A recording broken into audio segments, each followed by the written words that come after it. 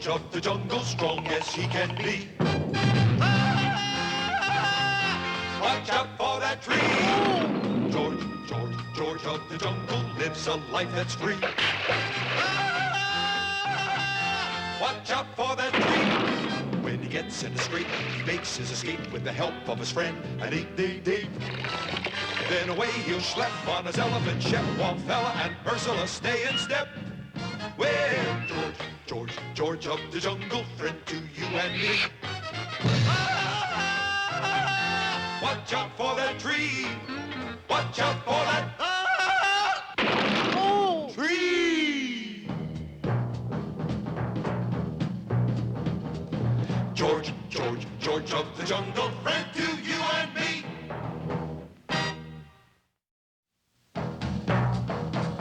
George of the jungle, strong as he can be. Watch out for that tree. When he gets in a scrape, he makes his escape with the help of his friend, an 888. Then away he'll schlep on his elephant Shep, while Fella and Ursula stay in step. Well, George of the jungle, friend to you and me. Watch out for that tree. One thing you can say about the Boondockie tribe. When they run amok, they really run amok. And this time they've got a doozy going, complete with 2 prisoners already. Help! They're going to sacrifice us to the gorilla god. Help! Oh, tough it out, Percy. The district commissioner's sure to hear of this and send troops to rescue us. There's just one little hitch, madam. The what? I'm the district commissioner. The help! Help! The cries of the hapless pair reached the sensitive ears of faithful Shep, pet elephant of George of the jungle. Trumpeting shrilly, Shep dashed to the rescue, and in moments, the Boondockies had 3 prisoners. Fortunately, the ever-present Tookie bird had seen all that happened and made a beeline, or birdline, for the palatial treehouse belonging to George of the jungle, where Ursula was washing out a few things. Please, wait for George's opening yell. Now. What is it, dear? Boondockie tribe running amok again. That's the 3rd time this week. What about? Television Nairobi showing old jungle movies again. Oh, that always makes the natives restless. This time they captured district commissioner. George, you must do something. Oh, Boondockies just like playful children, only with poison blowguns. What? Ship captured. George, go. Farewell. Dear, remember, we live in a tree. George, get your foot out of my wash bucket. No time for trifles, Max. Shep in trouble. Max? Screened by the heavy foliage from hostile eyes, the Jungle King slipped silently along the jungle trail. In a short time, George was perched on a sheer cliff overlooking the Boondockie village. Seizing a long vine, he flung himself downward. And in a few seconds, the Boondockies had 4 prisoners. Hold it, Chief. We can't have 4 prisoners. Why? We run out of steaks. George has got to go now. Thus it was that the mighty Jungle King was chosen as the first sacrifice to the fearsome gorilla god, Ungawa. Look, it's a statue of an enormous man-eating gorilla 10 feet tall. There's just one hitch, madam. What? That's not a statue. Oh, too true, too true. Ladies and gentlemen, 3 falls to finish for the Jungle Weight Championship of Africa. In this corner of the clearing, at 8,267 pounds, the great Ungawa. And in this corner at 198 pounds, not counting the bucket, George of the jungle. What George win if he beat Ungawa? We all agree that you're the king of the jungle. What Ungawa get if he win? he get you. He'll destroy you. Nonsense. George beat him with one hand tied behind back. Unfortunately, old man, you have both hands tied behind your back. That make it tougher, all righty. And the fierce man-eater raised George high above his head and dashed him to the ground. Oh! That's smart. The first round goes to Ungawa. But as fate would have it, George had landed within a trunk's length of faithful Shep. Using the sensitive tip of his trunk like a set of fingers, the prehensile pachyderm untied the knots which bound his master. Shep not prehensile pachyderm. Shep good doggy. George, your hands are free. Go get him, handsome. First, George get bucket off foot. But while George struggled with the bucket, Ungawa attacked again.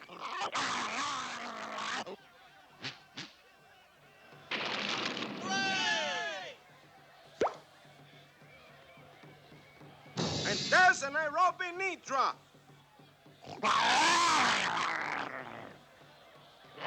Ooh, the Tanganyika twist.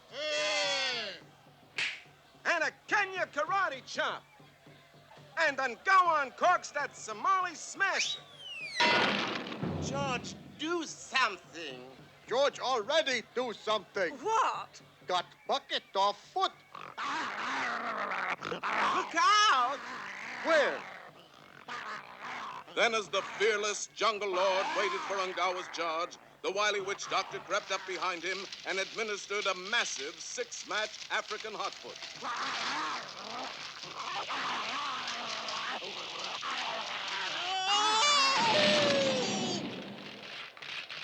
The winner and stud champion, George of the Jungle. Ah!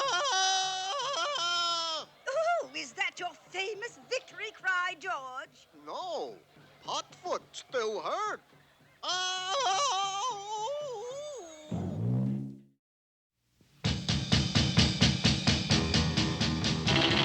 Tom Slick, Tom Slick. Let me tell you why. He's the best of all good guys. Tom Slick, Tom Slick. In the Thunderbolt Slapper, once he's on your tail, he won't quit because you know there's no such word as fail to. Tom Slick, Tom Slick. Welcome to the hottest event in cold weather racing, the final heat of the Upper Crust Snowmobile Rally, sponsored by Vittorio Vermicelli, the frozen pizza king. Hey, that's it, I.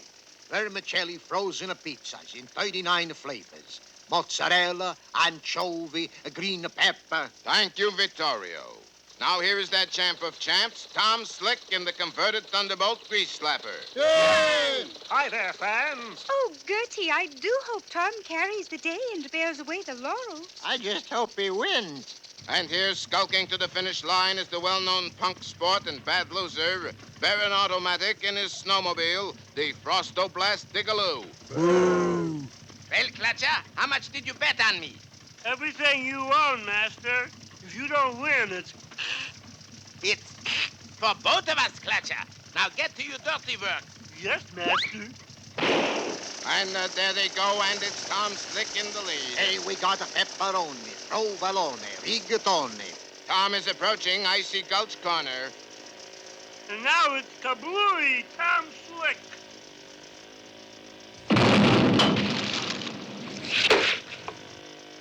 Baron to Clutcher, what spoiled the plan? A sudden snowfall. Sorry, Master. Now you must stop Tom Slick at Honeymoon Bridge. Yes, Master. Honeymoon Bridge is a narrow ice bridge over a deep crevasse. When Tom Slick tries to cross here, Kablooey! But on the bridge approach, it's the former Royal Mountie, and the Spin Globe Ice Picker taking over the lead. Well raced, Roy. Thank you, good sport, Tom Slick. Whoops! Well, that's it for Royal Mountie and Honeymoon Bridge. But what's this? Tom Slick is draining a bucket of water from his radiator. The cold air has frozen that water into a temporary bridge. And there goes Clever Tom, followed by Furhood Parker in the Uniski Snowstreaker. Baron Automatic trails badly. It's impossible! A little strip of ice like this could not hold that much weight. You see? With Tom Slick in the lead, the racers approach Funston Tunnel. Here is your golden opportunity, Clutcher. Meanwhile, I am going to cheat and take a shortcut. This time, Master, I cannot fail.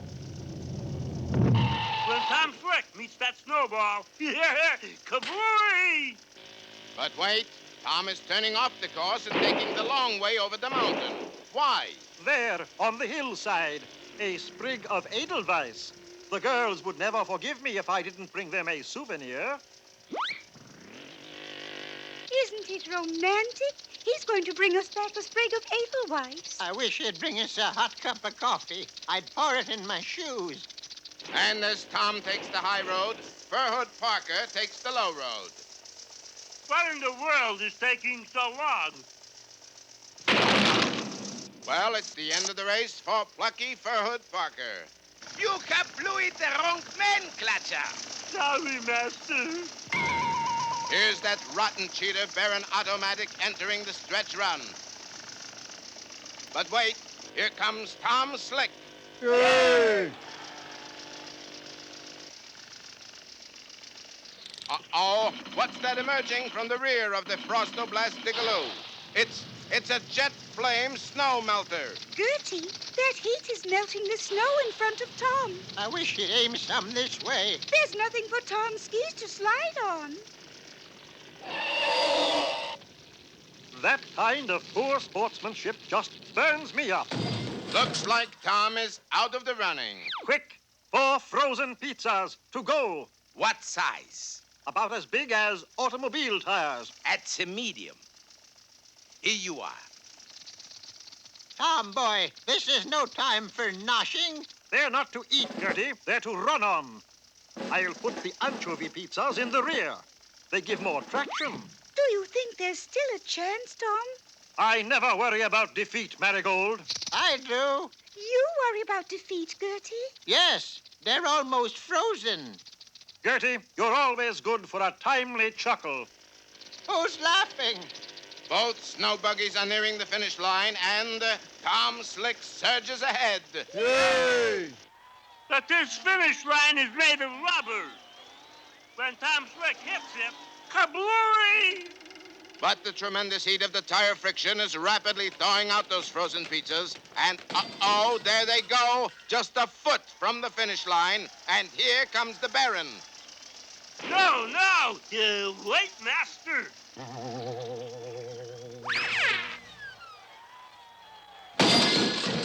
Well, Clutcher, we are ruined. Oh, I'm sorry I kablooied you, Master. Is there anything I can do? Yes. Give me your hat, please, Clutcher. Yes, Master. And Tom Slick pushes the converted Thunderbolt Grease Slapper to victory. Yay! Well, what do you think about vermicelli pizzas now, huh? Not much, sir. Frankly, they don't stand up under abuse. I love 'em, hon. Hey, that's more like it. Yes, they make great foot warmers. When you find yourself in danger, when you're threatened by a stranger, when it looks like you will take a licking, there is someone waiting who will hurry up and rescue you. Just call for Super Chicken. Fred, if you're afraid, you'll have to overlook it. Besides, you knew the job was dangerous when you took it. He will drink his super sauce and throw the bad guys for a loss, and he will bring them in alive and kicking. There is one thing you should learn when there is no one else to turn to. Call for Super Chicken. Call for Super Chicken. Within this museum, protected day and night by armed guards, is a remarkable object. It is the largest pearl in the world, 3 priceless pounds of pink, pearly perfection. But in a dingy room over a nearby fish market is an even more remarkable object. 148-pound oyster. Yes, in reality, the oyster is the nickname of the world's most notorious pearl thief, who uses this shell as a combination disguise and hideout. Once inside his shell, the oyster is well-nigh impervious to attack. It's also a dandy place to store mushrooms. On this fateful day, the Oyster entered the museum with but one goal in view. To purloin the pearl. His method was simplicity itself. My baby.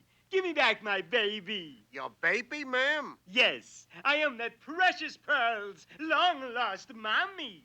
No kidding. Are you really? Yes, I'm the mother of Pearl. I guess it's all right then. I don't know, Hornbeck. Come, Melville. Can we resist the mother's tears? I suppose you're right. And while the two soft-headed, hearted guards stood aside, the Oyster snapped up the 3-pound pearl. Hey, that ain't no lady oyster. It ain't even a lady. It's the oyster. Got him. As all this was occurring, Henry Cabot Henhouse III and Fred, Who in reality are Super Chicken and Fred, were taking their morning walk. As they reached the corner, Grab him, Fred. I've got him. Here, sir, or madam, you dropped your world's largest pearl. Oh, thanks. Nothing like a good deed to start the day off right, Fred. Hey, you. You with the feathers. Yes, officer? Have you seen an oyster pass this way? Yes, come to think of it. Why? 'Cause that's the oyster, and he just stole the world's largest pearl. They'll never catch him, Fred. Why? Oysters are too slippery. Fred, we have inadvertently aided a criminal to escape. We? No time to explain, Fred. This looks like a job for Super Chicken. Yeah, I'll slip into the super suit. You get the super sauce. right. dashing into a nearby phone booth, the plucky chicken began to change his clothes. Drat these buttons. Hello. Hello? Is Super Chicken there? Almost. Who's this? Well, tell him when he's ready. The Oyster will be waiting. Here's the super sauce. Thanks, Fred. Little heavy on the lemon peel, is In a matter of seconds, the simple bird was transformed into Super Chicken. Now, Super Chicken speaking. He must have hung up. Come on, Fred. And the mighty chicken took to the air in search of the Oyster. Hang on, Fred. First, we're going to search that deserted fisherman's shack on the pier. And Super Chicken set his aircraft down with pinpoint accuracy. Kind of a blunt pinpoint, wasn't it? Any landing you can walk away from is a good one, Fred. Well, anyway, we know one thing. He isn't in that shack. True. What's the next move? I'm going to pull him to us with my Oyster magnetic beam. Watch this. Bracing himself, Super Chicken waited for magnetic contact with the Oyster. Any bites yet, Super Chicken? No, not yet. Super Chicken, you did it. That's the Oyster. My Oyster magnet never fails, Fred. How are you going to get him out of the shell? I'll blast him out with my lightning ray bolt. Stand back, Fred. Yeah. Sorry about that, Fred. So am I. Perhaps my tear gas fountain pen gun will do the trick. Take this, Oyster. The gas pen must be in your other suit. I'm glad nobody was here to see that. Maybe the Oyster isn't in there. Oysters are always in there, Fred. This is your last chance, Oyster. Give me the world's largest pearl, or I'm coming in after you with my super bare hands. I didn't know it was a black pearl with a fuse in it. It isn't. That's a bomb. Nonsense, Fred. I know a bomb when I see one. Let that be a lesson to you, Fred. Never trust an oyster. He's getting away. Good. Follow me. The mighty bird followed the Oyster to every fish market and oyster bar on the waterfront. Then finally on the sands of Oyster Beach. I'll teach that stupid chicken to toy with an oyster. This cannon will stop him dead in his tracks. Did you hear what he said, Fred? No, you're the one with super hearing. He said he was going to shoot us down. But don't worry, Fred. Oysters are terrible shots. Fire! Let that be a lesson, Fred. Never trust an oyster. The fool should have known better than to cross the oyster. The pearl is mine. It's the end of the show, and Super Chicken has failed. Super Chicken, you did it. We've got the Oyster and the pearl. Like I say, Fred, lightning always strikes skin deep. The Pearl went back to the museum, and the Oyster went to jail to serve every month with an R in it for the next 30 years. The mighty chicken had done it again. So when you hear that cry in the sky, you'll know it's Super Chicken. Lightning always strikes skin deep.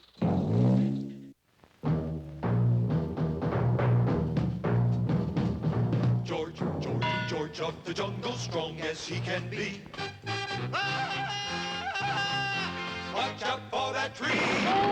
George, George, George of the jungle lives a life that's free. Watch out for that tree. When he gets in the scrape, he makes his escape with the help of his friend, an 8-day. Then away he'll schlep on his elephant, Shep, Fella, and Ursula stay in step. Well, George, George, George of the jungle, friend to you and me. Watch out for that tree. Watch out for that tree. George, George, George of the jungle, friend